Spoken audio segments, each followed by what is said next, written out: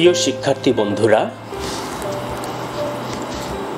আমরা জানি সংবাদ পাঠ উপস্থাপনের ক্ষেত্রে প্রমিত উচ্চারণের গুরুত্ব অপরিসীম। এই জন্য আজকে আমি বাংলা ভাষার প্রমিত উচ্চারণের উপর কিছু আলোচনা করব। আশা করি তোমাদের উপকারে আসবে। বাংলা ভাষার উচ্চারণের ক্ষেত্রে বেশ কিছু সমস্যা আমরা পাই। এর মূল কারণ হচ্ছে বাংলা ভাষার বেশ কিছু শব্দের লিখিত রূপ এবং উচ্চারিত রূপ ভিন্ন রকম। যেমন আমরা লিখে থাকি অতি, উচ্চারণ করি অতি। আমরা লিখে থাকি অতীত, উচ্চারণ করি অতীত। তো এটি আমরা কিভাবে বুঝবো যে বাংলা ভাষার কোন শব্দের লিখিত রূপ এবং উচ্চারিত রূপ ভিন্ন রকম হবে? তো বাংলা ভাষার প্রমিত উচ্চারণের ক্ষেত্রে প্রফেসর ডক্টর নরেন বিশ্বাস কিছু সূত্র আবিষ্কার করেছেন। এর মধ্যে উল্লেখযোগ্য সূত্র হচ্ছে আদ্য অ-এর সূত্র। তার সূত্র মতে শব্দের শুরুতে যদি অ থাকে, সেটা স্বাধীন হোক কিংবা ব্যঞ্জনে যুক্ত হোক, এরপর যদি রস্বই, দীর্ঘই, রস্বউ, দীর্ঘউ, জফলা, ক্ষীয় বা রি থাকে, তাহলে সেই অ-এর উচ্চারণ সাধারণত ও এর মতো হয়ে থাকে। যেমন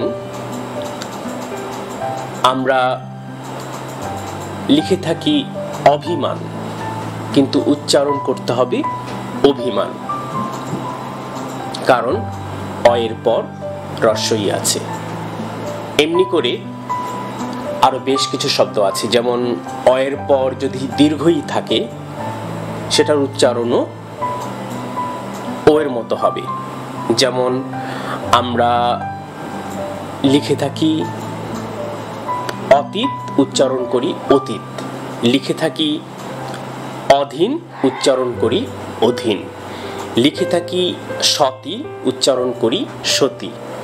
আমরা লিখে থাকি গভীর, উচ্চারণ করি গভীর। এর কারণ হচ্ছে শব্দের শুরুতে একটি অ রয়েছে, যা স্বাধীন কিংবা ব্যঞ্জনে যুক্ত, এবং এরপর দীর্ঘই রয়েছে। অ এবং অ-এর পর যদি রস্বউ থাকে, তাহলে তার উচ্চারণও ওকারান্ত হবে।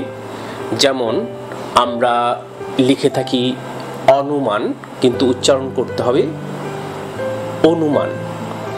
আমরা লিখে থাকি গরু, কিন্তু উচ্চারণ করতে হবে গরু। আমরা লিখে থাকি মরু, কিন্তু উচ্চারণ করতে হবে মরু। এর কারণ হচ্ছে অ-এর পর রস্বউ রয়েছে। ঠিক তেমনি অ-এর পর যদি দীর্ঘউ থাকে, তাহলেও আমরা অ-এর উচ্চারণ ও-এর মতো করব।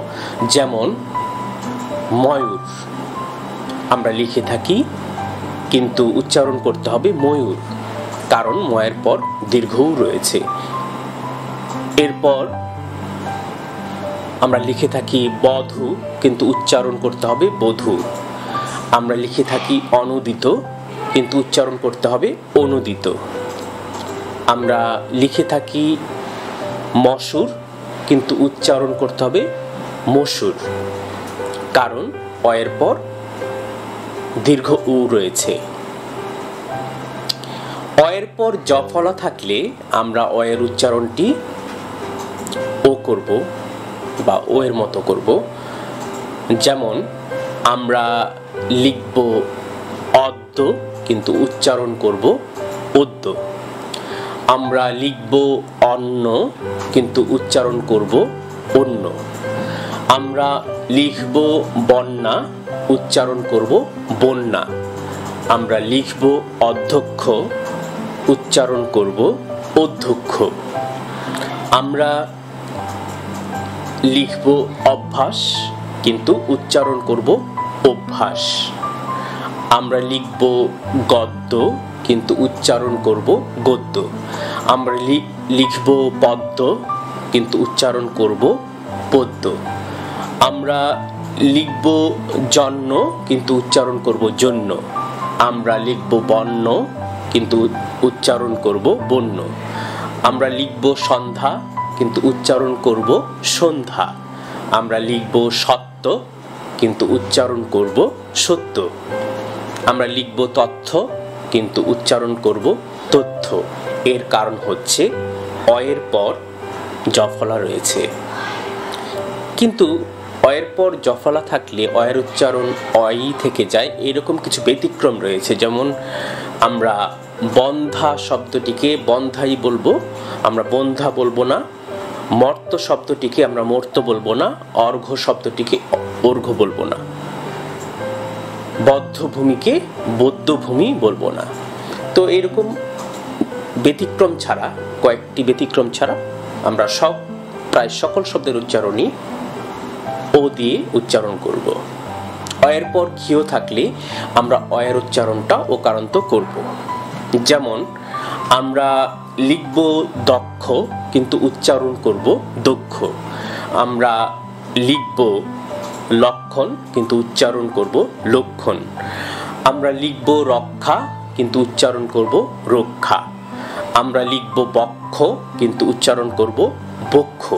আমরা লিখব পক্ষ কিন্তু উচ্চারণ করব পক্ষ। আমরা লিখব কক্ষ কিন্তু উচ্চারণ করব কক্ষ। তবে দুই একটি ব্যতিক্রম রয়েছে, যেমন যক্ষা এবং নামের ক্ষেত্রে লক্ষণ না বলে লক্ষণ বলবো। অয়ের পর যদি রি থাকে সেক্ষেত্রেও আমরা অয়ের উচ্চারণ ওকারান্ত করব। যেমন আমরা লিখব মসৃণ কিন্তু উচ্চারণ করব মসৃণ। আমরা লিখব বক্তৃতা কিন্তু উচ্চারণ করব বক্তৃতা।